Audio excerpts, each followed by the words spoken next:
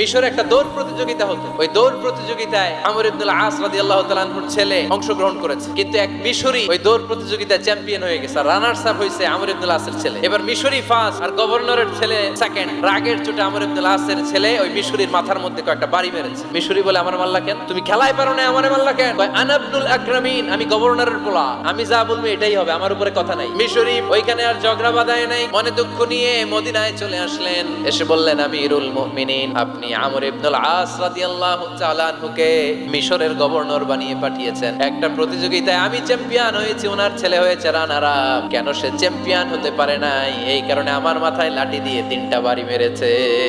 ওমর ফারুক বললেন, তাই আগামী বছরের অমুক তারিখ আমি সব গভর্নরদেরকে ডেকে হিসাব নিতে, ওই দিন তুই থাকবি। ওই দিন 7 রাজ্য থেকে 7 গভর্নর হাজির, গভর্নরদের ছেলেরাও হাজির, মিশরীয় হাজির। 7 গভর্নরের কাছ থেকে 7 এলাকার খোঁজ খবর নেয়ার পরে ওমর ফারুক বললেন,